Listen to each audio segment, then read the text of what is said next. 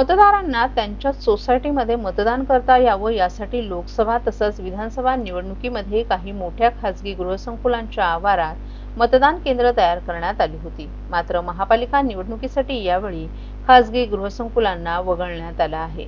महापालिकेची निवडणुकी स्थानिक पातळीवरची असल्यानं जर एखाद्या खासगी सोसायटीत मतदान केंद्र असेल तर मतदान प्रक्रियेवर स्थानिक पदाधिकाऱ्यांमार्फत प्रभाव टाकला जाऊ शकतो अशी भीती प्रशासनाला असल्यानं प्रशासनाकडून मतदान केंद्रांसाठी खासगी गृहसंकुलांना वगळण्याचा निर्णय घेण्यात आलाय। ठाणे महापालिका निवडणुकीचं बिगुल वाजलं असून जागा वाटपाच्या जोर बैठका राजकीय पक्षांकडून सुरू आहेत। याच दरम्यान लोकशाहीचा हा उत्सव सुरळीत पार पाडण्यासाठी प्रशासकीय लगबगही शिगेला पोहोचली आहे। निवडणूक आयोगानं आखून दिलेल्या मार्गदर्शक तत्वानुसार ही तयारी सुरू आहे। त्या अंतर्गत मतदान केंद्र उभारण्यात येत आहेत। लोकसभा आणि विधानसभा निवडणुकीत मतदान केंद्र बनवण्यात आली होती। त्यासाठी सोसायट्यांच्या पदाधिकाऱ्यांची मदत घेण्यात आली होती। सोसायटीमध्येच मतदानाची सोय उपलब्ध झाल्यानं त्याचा तेथील रहिवाशांना दिलासा मिळाला होता। परंतु आता अशा प्रकारच्या रहिवासी सोसायट्यांना आणि इमारतींना यावेळी वगळण्यात आले असल्याचं माहिती प्रशासनानं दिली आहे। ठाणे महानगरपालिकेची सार्वत्रिक निवडणूक शांततेत पार पाडण्यासाठी प्रशासन सज्ज। ठाणे महानगरपालिकेची सार्वत्रिक निवडणूक 15 जानेवारी 2026 रोजी होत असून निवडणुकीसाठी ठाणे महापालिकेची संपूर्ण तयारी पूर्ण झाली आहे। शांततापूर्ण वातावरणात निवडणुका पार पाडण्यासाठी प्रशासन सज्ज झाले असल्याची माहिती आज झालेल्या पत्रकार परिषदेत निवडणूक अधिकारी तथा आयुक्त सौरभ राव यांनी दिली आहे। निवडणुकीचा कार्यक्रम हा लोकशाहीचा उत्सव असून या उत्सवात सर्वांनी सहभागी होऊन जास्तीत जास्त मतदान करावं असं आवाहन देखील त्यांनी यावेळी केलं। निवडणुकीसाठी सार्वजनिक सुट्टीचे दिवस वगळून 23 ते 29 डिसेंबर रोजी सकाळी 11 ते दुपारी 3, 30 डिसेंबर रोजी सकाळी 11 ते दुपारी 2 या कालावधीत नामनिर्देशन अर्जांचं वाटप आणि दाखल करता येणार आहे। तर 31 डिसेंबर रोजी छाननी पूर्ण झाल्यानंतर लगेच वैधरित्या नामनिर्देशित झालेल्या उमेदवारांची यादी प्रसिद्ध केली जाणार आहे। उमेदवारी मागे घेण्याची तारीख 2 जानेवारी असून 3 जानेवारी रोजी निवडणूक चिन्ह नेमून दिलं जाणार आहे। अंतिमरित्या निवडणूक लढवणाऱ्या उमेदवारांची यादी 3 जानेवारी रोजी प्रसिद्ध केली जाणार आहे। ठाणे महानगरपालिका सार्वत्रिक निवडणुकीसाठी एकूण प्रभाग 33 असून 2011च्या जनगणनेनुसार लोकसंख्या 18,41,488 इतकी आहे। सर्वात जास्त लोकसंख्या असलेला प्रभाग 25 असून लोकसंख्या 62,697 इतकी, तर सर्वात कमी लोकसंख्या असलेला प्रभाग 29 असून लोकसंख्या 38,172 इतकी आहे। ठाणे महापालिकेच्या 9 प्रभाग समितीने 11 निवडणूक निर्णय अधिकारी, सहाय्यक निवडणूक निर्णय अधिकारी 1, 2 आणि 3 यांची नेमणूक करण्यात आली आहे। 33 प्रभागात एकूण 2013 मतदान केंद्र असून प्रत्येक मतदान केंद्रांवर मतदान केंद्र अध्यक्ष, मतदान अधिकारी 1, 2, 3 आणि शिपाई यांच्या नेमणुका करण्यात आल्या आहेत। ठाणे महानगरपालिका सार्वत्रिक निवडणुकीच्या कामकाजाच्या अनुषंगाने 120 वाहनं उपलब्ध करण्यात आली आहेत। सीसीटीव्ही, वेबकास्टिंग सुविधा, विद्युत व्यवस्था, इलेक्ट्रॉनिक मतदान यंत्र, इंटरनेट आणि संगणक प्रणाली उपलब्धता, चहापान, भोजन व्यवस्था, मतदान जागृती आणि प्रसिद्धी व्यवस्था, मतपत्रिका आणि स्टेशनरी छपाई यासाठी आवश्यक कर्मचारी वर्गही उपलब्ध करण्यात आला आहे। प्रत्येक प्रभाग समितीने कार्यालयांमध्ये 1 याप्रमाणे एकूण 9 आणि ठाणे महापालिका मुख्यालयातील नागरी सुविधा केंद्र येथे 1 अशा 10 खिडक्या उघडण्यात आल्या असून 1 खिडकी योजना येथून निवडणुकीसाठी आचारसंहिता कालावधीत उमेदवार, राजकीय पक्ष यांना सभा प्रचाराकरिता सभेची परवानगी, सभा घेण्यासाठी मैदानाची परवानगी, ध्वनिक्षेपक परवानगी, रॅली, बोर्ड बॅनर लावण्याची परवानगी, पक्ष कार्यालय उघडण्याची परवानगी, थकबाकी नसल्याबाबतचा दाखला, शौचालय वापर दाखला या सर्व विभागांचे नाहरकत दाखले उपलब्ध होणार आहेत।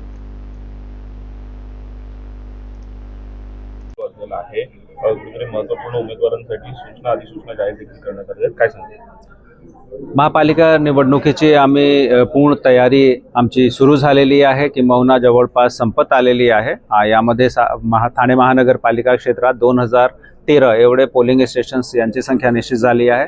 कालपासून जे नामनिर्देशन पत्र वाटप आणि तो स्वीकार करण्याची प्रोसेस आहे तीही आपण सुरू केला आहे।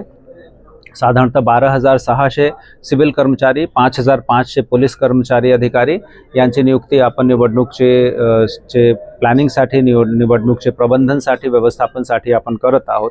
या सर्व अधिकारी कर्मचाऱ्यांच्या सुरळीत आपण प्रशिक्षण घेणार आहे. त्यामध्ये पहिला प्रशिक्षण 27, 28, 29 तारखेला, दुसरा प्रशिक्षण 5, 6, 7 तारखेला आणि तिसरा प्रशिक्षण मतदान साहित्याचे वाटपाच्या दिवशी होणार आहे. याच्या बरोबरच निवडणूकची प्रक्रिया पूर्णतः पारदर्शक असली पाहिजे. याच्यासाठी आपला आचारसंहिता पथक VST, SST, FST यांच्या गठन आणि यांच्या डिप्लॉयमेंट आपण कंप्लीट केलेला आहे. यामध्ये पोलीस डिपार्टमेंट यांची मदतीने आपण प्रत्येक गोष्टीची वर बारीक लक्ष ठेवणार आहे. तसेच आचारसंहितेचं कुठेही उल्लंघन जर होत असेल तर त्याच्या विरुद्ध जे आवश्यक कारवाई आहे ते आपण इमिडिएटली करणार आहेत. निवडणुकीच्या दरम्यान उमेदवारांना त्यांना सोय उपलब्ध करून देण्यासाठी त्यांना जे विविध दाखले महापालिकेमार्फत लागतात, ज्यामध्ये अनधिकृत बांधकाम न होण्याचा दाखला आहे किंवा शौचालय वापरचा दाखला आहे, महापालिकेमध्ये कॉन्ट्रॅक्टर म्हणून रजिस्टर्ड न होण्याचा दाखला आहे किंवा कुठली थकबाकी नसण्याचा दाखला असतो. हे सगळे दाखले, सगळे कागदपत्र त्यांना एका ठिकाणातून भेटले पाहिजे. याच्यासाठी आपली 9 प्रभाग समित्यांमध्ये एक आणि तसेच मुख्यालयामध्ये एक असे 10 आपण सिंगल विंडो सिस्टम तयार केला आहे. या सिंगल विंडो सिस्टमचा लाभ जे उमेदवार आहेत ते घेऊ शकतात. याच्या बरोबरच वोटिंग पर्सेंटेज वाढवण्यासाठी आपण स्वीप ॲक्टिव्हिटीज याचा कॅलेंडर तयार केला आहे आणि आजपासून साधारणतः 13 तारखेपर्यंत प्रतिदिवस कुठली ना कुठली आपण स्वीप ॲक्टिव्हिटी हाती घेत आहोत.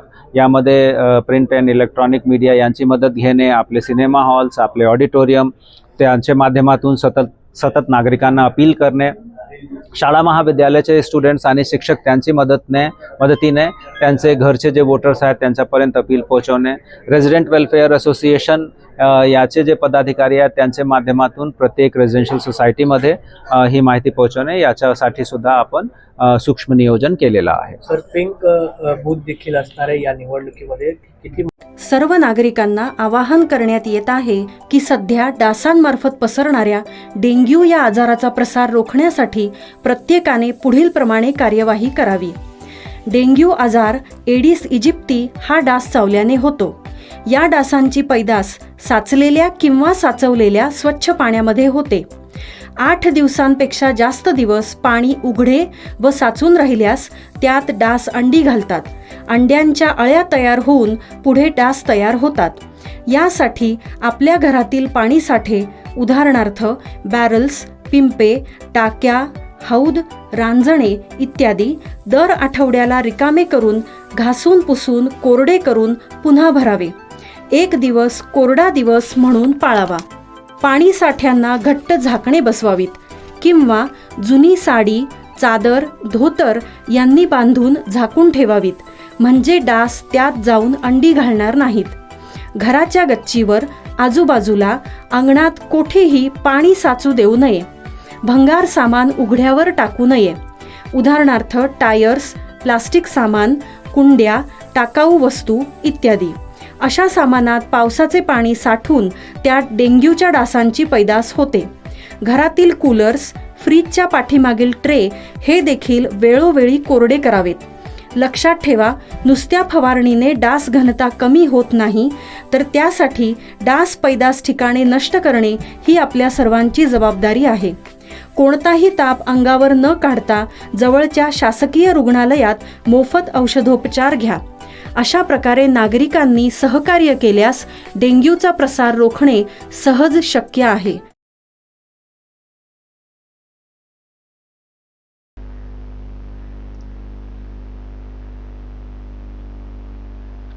सुशासन सप्ताहानिमित्त विशेष कार्यशाळा संपन्न. माजी प्रधानमंत्री अटल बिहारी वाजपेयी यांच्या जयंती दिनानिमित्त केंद्र शासनाने देशव्यापी सुशासन सप्ताह सुरू केलाय. प्रशासन जनतेसाठी काय करते याची माहिती व्हावी हा या सप्ताहाचा प्रमुख उद्देश आहे. जिल्हा प्रशासनाने सर्वसामान्य जनतेला सेवा सुविधा उपलब्ध करून देऊन नागरिकांच्या समस्या सोडवण्यावर भर द्यावा असे निर्देश जिल्हाधिकारी डॉ. श्रीकृष्ण पांचाळ यांनी दिले आहेत. प्रशासकीय कामात पारदर्शकता, गती आणि आधुनिक तंत्रज्ञानाचा वापर करून जनसेवा अधिक कार्यक्षम करण्यावर या कार्यशाळेत सविस्तर चर्चा करण्यात आली. सुशासन सप्ताहाच्या अनुषंगाने जिल्हास्तरीय कार्यशाळा आज जिल्हाधिकारी कार्यालयातील समिती सभागृहात पार पडली. त्यावेळी ते बोलत होते. जिल्हाधिकारी डॉक्टर श्रीकृष्ण पांचाळ यांनी जिल्हा प्रशासनाकडे येणाऱ्या नागरिकांच्या तक्रारींचं निराकरण करणं हे आपलं प्रमुख काम असल्याचं सांगितलं. त्यासाठी विशेष शिबिरांचं आयोजन करणं, सार्वजनिक तक्रारी निर्गत करणं, ऑनलाईन सेवेतील विलंबता टाळून त्या पुरवणं आदी कामं गतीनं करावीत. आपल्याकडे आलेल्या नागरिकांच्या वैयक्तिक किंवा सामाजिक समस्या व्यवस्थितपणे ऐकून घेत त्यांना प्रत्येक अधिकारी कर्मचाऱ्याने हसतमुखानं उत्तर देऊन त्यांच्या समस्यांचं निराकरण करावं. प्रत्येकानं कामकाज केल्यानंतर त्याचं लिखाण करणं, त्याच्या नोंदी अद्ययावत ठेवणं अत्यंत गरजेचं आहे. प्रशासन गाव की ओर ही एक अतिशय महत्त्वाची संकल्पना असून अधिकारी कर्मचाऱ्यांना चांगलं काम करण्याची संधी असल्याचंही त्यांनी सांगितलं. डिजिटल साधनांचा वापर केल्यामुळे प्रशासकीय कामात मानवी हस्तक्षेप कमी होऊन पारदर्शकता वाढते. नागरिकांना कार्यालयात न येता सेवा मिळाव्यात हे सुशासनाचं खरं यश असल्याचंही जिल्हाधिकारी डॉक्टर पांचाळ यांनी सांगितलं. प्रशासकीय कामात सुसूत्रता आणण्यासाठी आणि ई गव्हर्नन्सचा वापर प्रभावी करण्यासाठी सर्व विभागांनी समन्वय राखून काम करण्याचे त्यांनी निर्देश दिले. नागरिकांच्या तक्रारींचं वेळेत निवारण करणं आणि शासकीय योजनांचा लाभ शेवटच्या घटकांपर्यंत पोहोचवणं हे सुशासनाचं मुख्य उद्दिष्ट असल्याचंही त्यांनी यावेळी सांगितलं. या कार्यशाळेत सादर करण्यात आलेल्या नाविन्यपूर्ण प्रयोगांचं जिल्हाधिकाऱ्यांनी कौतुक केलं असून जिल्ह्यातील इतर स्थानिक स्वराज्य संस्थांसह विविध शासकीय विभागांनीही अशाच प्रकारे डिजिटल प्रणालीचा अवलंब करावा अशाही त्यांनी सूचना दिल्या. ठाणे महापालिकेच्या सार्वत्रिक निवडणुकीच्या पार्श्वभूमीवर महाविकास आघाडीचं अद्याप अधिकृत जागा वाटप झालं नाही. मात्र असं असतानाच कळवा प्रभाग क्रमांक 9 मध्ये राष्ट्रवादी काँग्रेस शरद पवार पक्षाचे राष्ट्रवादी युवक काँग्रेसचे ठाणे शहर अध्यक्ष अभिजित पवार यांनी पक्षाचे नेते आमदार जितेंद्र आव्हाड, जिल्हा अध्यक्ष मनोज प्रधान आणि ऋता आव्हाड यांच्या उपस्थितीत रॅली काढून परस्पर उमेदवारी अर्ज दाखल करण्याच्या कृतीविरोधात काँग्रेसनं आक्षेप नोंदवलाय. राष्ट्रवादीचं हे वर्तन आघाडीच्या भवितव्यासाठी पोषक नसून आघाडीत बिघाडी करण्याचा प्रयत्न करणाऱ्या राष्ट्रवादी काँग्रेसला वर्तन सुधारण्याचा काँग्रेस जिल्हा अध्यक्ष ॲडव्होकेट विक्रांत चव्हाण यांनी 48 तासांचा अल्टिमेटम दिला आहे. आज काँग्रेस मुख्य कार्यालयात पत्रकार परिषदेत ते बोलत होते. ठाणे महापालिकेची सार्वत्रिक निवडणूक जाहीर झाली असून 33 प्रभागांमध्ये काँग्रेसकडे 131 उमेदवार आहेत. पार्लिमेंटरी बोर्डाच्या बैठकीत महाविकास आघाडीतील सर्वच पक्षांमध्ये उमेदवारांची चाचपणी सुरू आहे. मात्र महाआघाडीचं जागा वाटप झालं नाही किंवा त्याबाबत अद्याप अधिकृत घोषणाही झाली नाही. मात्र असं असतानाच आघाडीतील सहयोगी पक्ष राष्ट्रवादी काँग्रेस पक्ष परस्पर आपला उमेदवार जाहीर करते हे आघाडीच्या भवितव्याला पोषक नाही. आघाडीतील पक्षानं स्वतःच्या पक्षाचा उमेदवार म्हणून उमेदवारी दाखल केली असती तरी चाललं असतं. अद्याप पक्षाकडून एबी फॉर्म दिला नाही. तरी अशा प्रकारे अभिजित पवार यांनी स्वतःला महाविकास आघाडीचा उमेदवार घोषित करून जाहीर रॅली काढणं कितपत योग्य आहे आणि या रॅलीला राष्ट्रवादीचे अध्यक्ष स्वतः जातात असा सवाल करून विक्रांत चव्हाण यांनी आघाडीतील अन्य घटक पक्षांना खडे बोल सुनावले. याआधी लोकसभा विधानसभा निवडणुकीतही 10 वेळा फोन करून बोलवलं तेव्हा तन मन धन लावून काम केलं. काँग्रेसचा वापर करून घेतला आणि आता कार्यकर्त्यांना न्याय देण्याची वेळ आली असताना असा सवतासुभा मांडणं चुकीचं आहे. त्यामुळे राष्ट्रवादीच्या या वागणुकीमुळे काँग्रेसचे कार्यकर्ते संभ्रमात आहेत. कळव्यात राष्ट्रवादी काँग्रेस रिकामी झाली आहे. मुंबऱ्यात राष्ट्रवादीची बी टीम महायुतीसाठी काम करते. कळव्यात आमच्याकडे 4 उमेदवार तयार असून तेवढे मतदारही आहेत.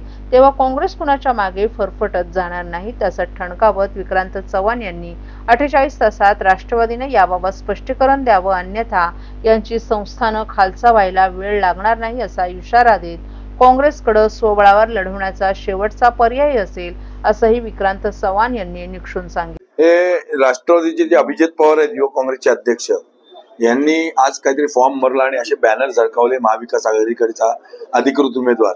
तर हेच सांगण्यासाठी आपल्याला बोलवलंय की अधिकृत अद्याप घोषणा झालेली नाही महाविकास आघाडीची आणि त्यामुळे हा जो बॅनर लावलेला आहे हा चुकीचा बॅनर आहे. असे बॅनर त्यांनी लावू नयेत राष्ट्रवादीने आणि त्याला अध्यक्ष राष्ट्रवादीचे आणि सौ ऋता आव्हाड उपस्थित होत्या. ही बाब चुकीची आहे. कोणाला काँग्रेसच्या कार्यकर्त्यांना विश्वासात न घेता अशा प्रकारे एकतर्फी जर निवडणुका हे केलेल्या असतील तर आम्हाला आमचा मार्ग मोकळा आहे हेच सांगण्यासाठी पत्रकार परिषद घेतली आहे. आम्ही 48 तास वाट बघणार आहोत. त्यांनी आम्हाला नीट या संदर्भात प्रस्ताव दिले नाही तर आम्ही आमचा निर्णय घेण्यास मोकळे आहोत. तुम्ही वाचलं ना 30-35 जागांची आम्ही तुम्हाला पत्र दिले ऑलरेडी. 30-35 त्यांचं आयोजन आहे की तुम्हाला काय मला माहिती नाही ते 15 बिंद्रा काय कळलं का